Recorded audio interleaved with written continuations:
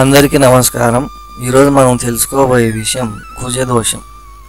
ఈ కుజదోషం ఎవరికి వర్తిస్తుంది, ఎవరికి వర్తించదు అనేటువంటి విషయాలని మనం ఈరోజు పరిశీలన చేద్దాం.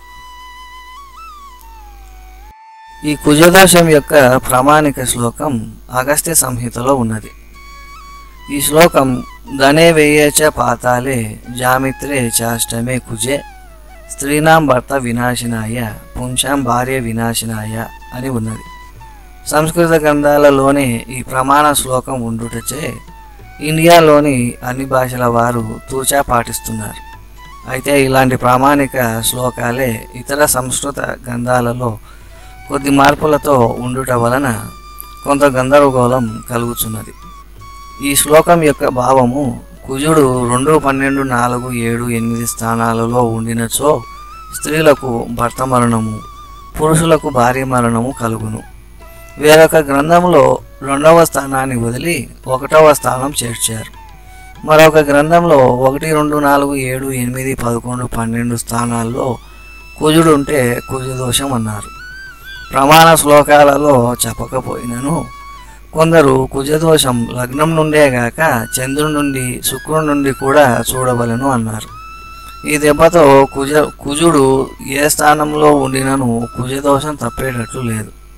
ఇలా చూస్తే పుట్టిన ప్రతి జాతకుడు కుజదోషం అనుభవించాల్సిందే.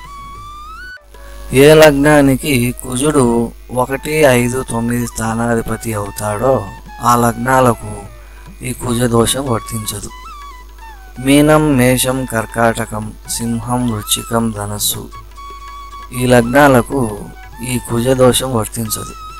ఒకవేళ కుజుడు వారు చెప్పిన కుజదోష స్థానాలలో ఉన్న కుజుని వలన ఆ స్థానాలు శుభత్వం పొందుతాయి తప్ప పాపత్వం పొందవు.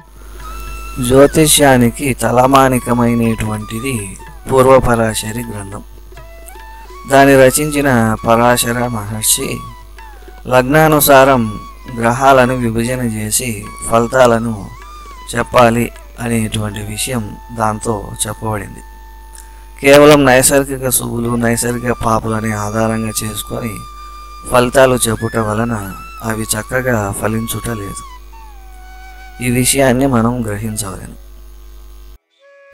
ఈ ప్రక్కనున్న జాతక చక్రాన్ని పరిశీలన చేయండి.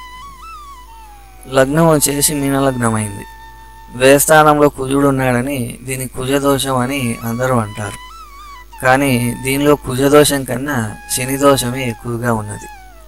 వాస్తవానికి ఇక్కడ కుజుడు భాగ్యాధిపతి అయి ఈ లగ్నానికి మేలు చేస్తాడు కానీ కీడు చేయడు. అంటే దీనిలో కుజదోషం అనేటువంటిది వర్తించదు అని చెప్పవచ్చు. ఇక్కడ వివాహ స్థానాధిపతిని, వివాహ స్థానాధిపతి యొక్క 2వ క్షేత్రాన్ని, లాభాధిపతి అయిన శని ఎక్కువగా చెడగొడుతున్నాడు కనుక దీనిలో శని దోషం ఉన్నదే గాని కుజదోషం లేదు. కుజుడు తన యొక్క అష్టమ దృష్టితో 30 డిగ్రీలు మాత్రమే వివాహ స్థానాన్ని శుభ్రస్తున్నాడు. ఇక్కడ కుజశనులలో శని యొక్క బలమే ఎక్కువగా ఉంది కనుక శని ప్రభావం వలన వివాహ జీవితం అనేది సరిగ్గా ఉండకోకుండా ఉండడం అనేది జరుగుతుంది. అంతేగాని ఇక్కడ కుజదోషం ఉందని మనము తప్పుగా పరిశీలన చేసి ఫలితాలను చెప్పకూడదు. ఎప్పటికైనా లగ్నం ప్రకారమే మనము గ్రహ విభజన చేసి ఫలితాలు చెప్పాలి కానీ ఈ విధంగా కుజదోషాన్ని మనం పరిగణనలోకి తీసుకోకూడదు.